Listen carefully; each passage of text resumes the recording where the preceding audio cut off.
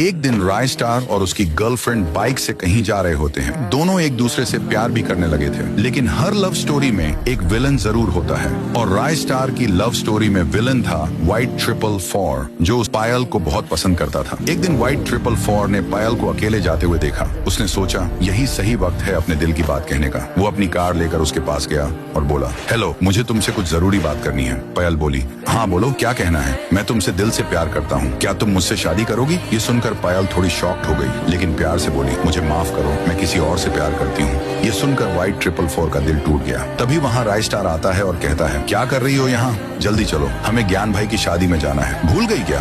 ओह हाँ, चलो चलते हैं। दोनों कार में बैठकर निकल जाते हैं, लेकिन दूसरी तरफ व्हाइट 444 गुस्से से पागल हो जाता है और कहता है, वो लड़की मेरी नहीं तो किसी की नहीं, और वो एक खतरनाक प्लान बना लेता है। शाम को ज्ञान भाई की शादी में राय स्टार और पायल मजे से एंजॉय कर रहे होते हैं। तभी पायल बोलती है, राय स्टार जी चलिए ना, मुझे घर जाना है। राय स्टार बोलता है, ज्ञान भाई मना कर रहे हैं, कह रहे हैं इतने दिनों बाद मिले हो, थोड़ा और रुक जाओ। पायल कहती है, ठीक है, तो मैं अकेली चली जाती हूँ। राय स्टार ड्राइवर को बोलता है, पायल को घर छोड़ाओ। ड्राइवर और पायल निकल पड़ते हैं। रास्ते में ड्राइवर देखता है कि रोड के किनारे एक आदमी पड़ा है। कार रोकता है और जैसे ही पास जाता है वो आदमी उठता है और वही व्हाइट 444 होता है। वो ड्राइवर को मार देता है। पायल घबरा जाती है और कार से उतरकर भागने लगती है, लेकिन व्हाइट 444 के गुंडे उसे घेर लेते हैं। कहाँ जा रही हो जाने मन? पायल रोती है, मुझे जाने दो, मैंने तुम्हारा क्या बिगाड़ा है? लेकिन उन गुंडों ने पायल के साथ जबरदस्ती की और फिर उसे मारकर उसकी बॉडी के टुकड़े कर दिए। जिस हथियार से वो काम किया गया उसे राय स्टार के घर में छुपा दिया गया